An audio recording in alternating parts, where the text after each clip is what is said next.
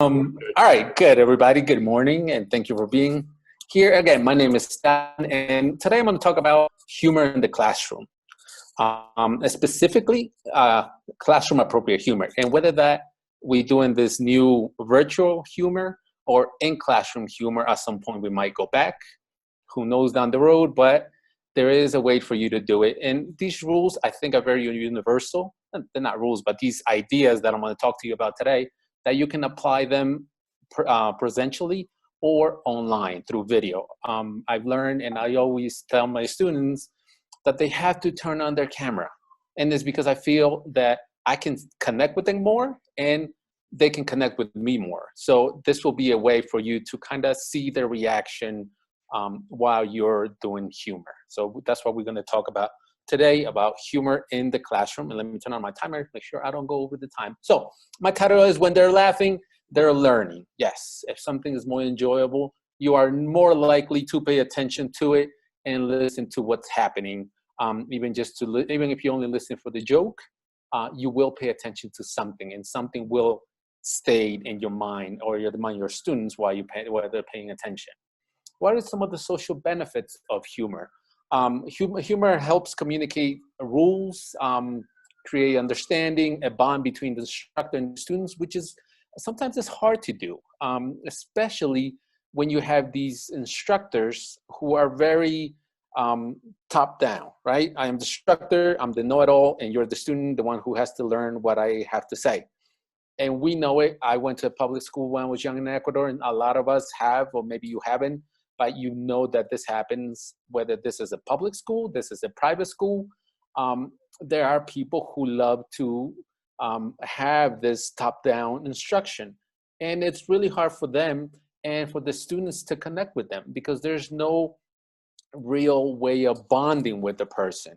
So, you know, from a social perspective, when you go to a party, whoever you're talking to the most, whoever you're laughing with, you made a connection whether you know that person or not. Obviously, it's going to be easier with the person that you know than with the person that you don't know. But it is easier once between two strangers, you're at least just smiling to each other in a friendly manner, and then you connect, right? The other one, it creates this bond between students. A lot of times, yes, students come from the previous year and they're all friends, and they go to the next school year and they're still with the same friends. But what if they go to a different school? What if they're doing an activity outside the school where you're joining, I don't know, a community service project? There's a way for the students to bond together, even if they are from completely different schools, different settings. It helps the students create this atmosphere, this friendly atmosphere within the classroom. And we know that it'll be a lot easier for them to work on projects, even if they're not friends, but at least they're friendly, which is a big, big difference, right? What about the psychological benefits? It helps students relax. If you're relaxed, you're more likely to pay attention, or at least not to disturb during class, which is already a big plus. Now, it keeps the students' attention. Again, I said, whether you're using humor, and I'll talk about this, you have to know how to use it, obviously. But at least the students might be paying attention to see where is going to be the next joke coming from, or what are you going to say? And indirectly, they're paying attention, at least to some of the things you're saying in class. And that makes it already a plus. It's already a win, right? If they're at least catching something, it's a plus. I always tell my students, you might not learn everything I'm trying to teach you, but you will leave the classroom learning something. Whether you know that you hate my class, you don't want to come back, but you'll learn something, right? So if they're paying attention to something that you're doing or you're saying or something that might be coming up, you create not anxiousness, but yeah, the anticipation of something. There might be something there that's going to be funny. They will pay attention to you, okay? And it lowers, when they go into a classroom that they hate, at least they know if they're going to have a good time, they're more willing to go to class. And that's already a win. A student that goes to class, especially in colleges, right? When you go to the university, you don't have to go to class. I mean, you might fail the class, but you don't have to go. Maybe you hate the class and you miss, I don't know, 10 sessions. Maybe if you the instructor throws a little bit of humor in there, you might only miss 5 instead of 10. That's already a win for us, right? As educators, that is a big win. Now, classroom environment. I know we talked about this. This is all related, right?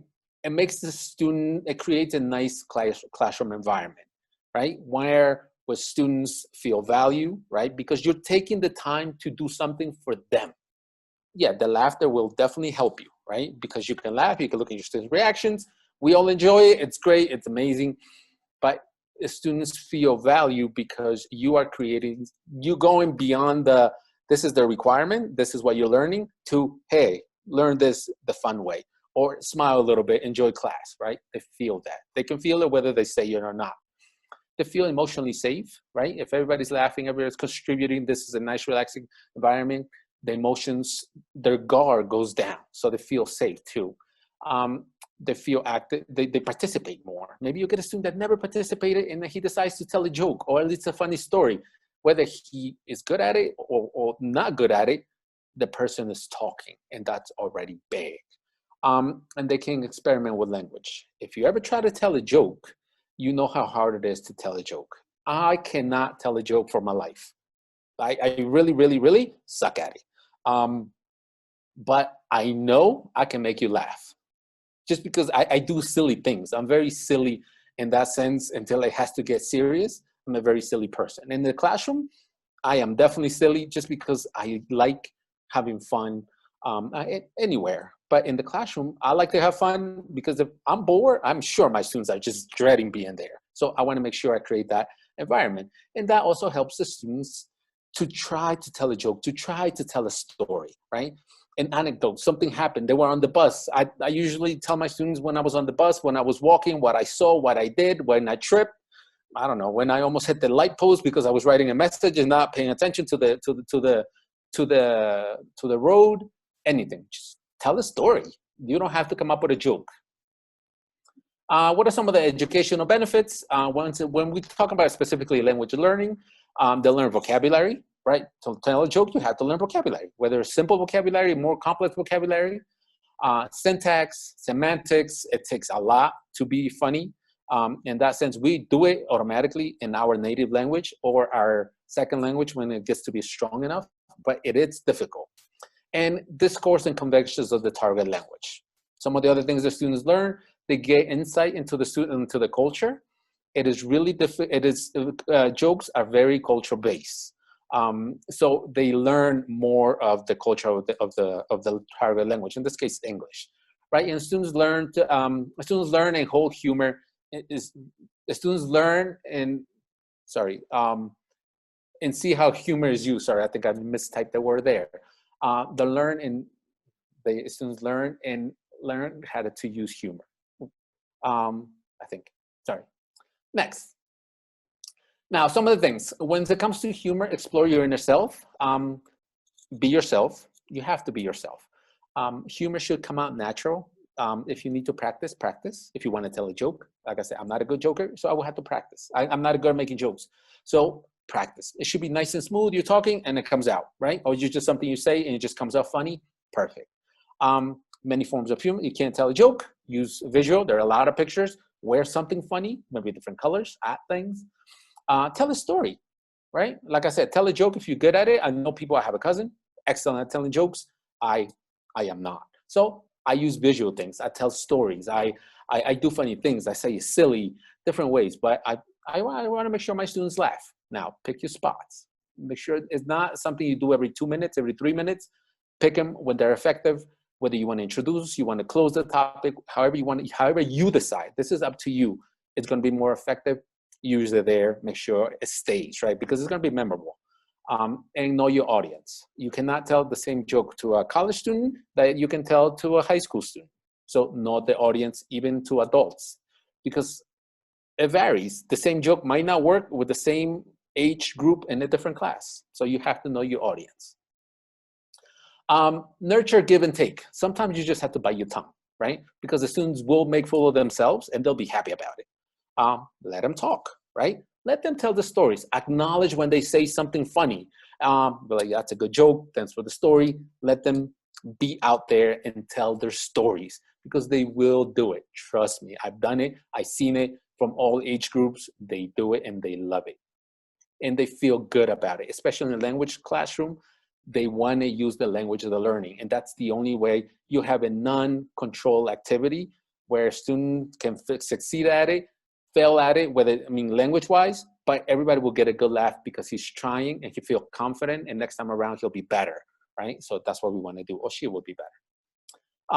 Students, teachers look better. Research shows that when you have this nice environment of learning, students are more likely to see the you as being friendly and being a better teacher. Students create a more equal relationship with a teacher. Instead of being top down, it's more horizontal, which is always a great thing. Now, the dark side of humor: do not embarrass anybody, do not ridicule students, don't give just dumb jokes. I mean, in the sense of offensive jokes. Have a purpose. The joke has to have a purpose. It doesn't substitute good teaching. You have to have good teaching to do that. Now, something to recap: you're not a clown or a comedian, right? Practice makes perfect. If you gotta tell a joke, do it. Humor should be a form of teaching, and you should use it wisely, right? And hold on, let me turn off my alarm. And the last thing: nothing, absolutely nothing replaces good teaching. You're there to teach, not to be a comedian. A good plan, good teaching strategies, good activities will definitely do it. Humor is only a compliment. I am done.